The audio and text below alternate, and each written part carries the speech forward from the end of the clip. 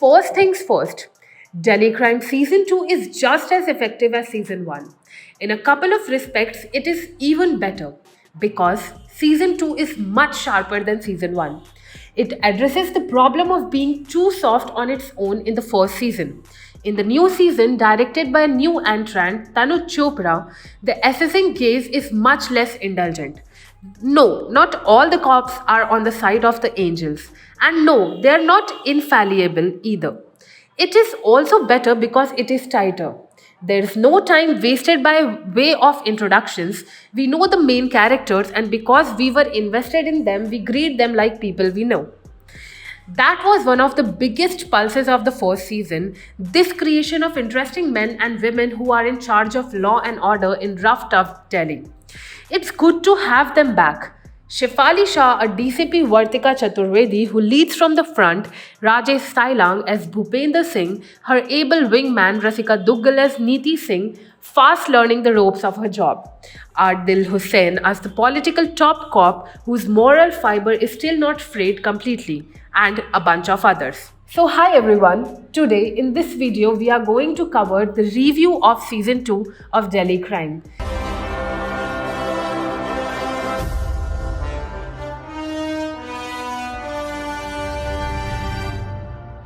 The season 2 has just launched on Netflix and you are also wondering if you have to watch it or not. So don't worry, we have covered everything for you. Let's not waste a single minute and get straight into the review for season 2. I have to say I was skeptical about this season.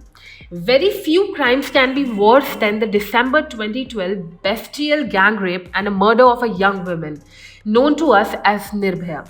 How would the new season top that one? A great deal of policing is about putting in the hours in office.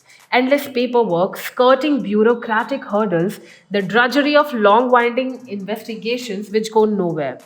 These day-to-day endeavors keep us citizens safe and criminals off the roads, but doesn't make for dramatic television. You might also be wondering how can Delhi Crime Season 2 make its repo much better from Season 1 even after covering the most heinous crime we saw in the history of India? Well, choosing to focus on a series of murders of senior citizens with the specific MO of the dreaded Kacha Banyan gang, which used to be active in the 90s, was definitely the right choice. It provides not just blood and gore, of which there is plenty, but also an examination of the underlying reasons why some perfectly ordinary humans turned into pitiless killers. Is the only reason why we subject ourselves to the horrific sights of the dead, so that those of us who still live stay grateful of our privileges and of the sheer luck of not being in the wrong place at the wrong time. The domestic diversions of the hard-working cops are also better meshed in this time around. Vartika's pesky young daughter is safely sent away for higher studies, so is not able to create unnecessary diversions. Neeti's army-man husband doesn't know how to deal with his wife's long hour at work. He isn't that bad a guy, but he is helpless in the face of his traditional upbringing. Bhupendra is finding it hard to find a good match for his daughter because of his profession. All the performances, especially from the trio of Shah, Duggal and Thailang, are definitely a top notch. Though I want to share my personal experience with you, but here are some of my niggles. The bad cop is definitely a little exaggerated. The harsh treatment meted out to the tribal community, whose members are rounded off on mere suspicion and dumped in the lockup, goes on for too long. I just got very bored when this bad cop thing started to exaggerate. The point of class and privilege and that certain tribes still continue to be seen as criminal is however worthy of being raised, and we see one cop at least treating them with empathy, even if it comes a little late. Just when I was about to get bored, I saw a cop driving pillion without a helmet. Was that deliberate or an oversight? And some of the lines the character exchange at the dinner table, citing figures, etc., are much too explicitory.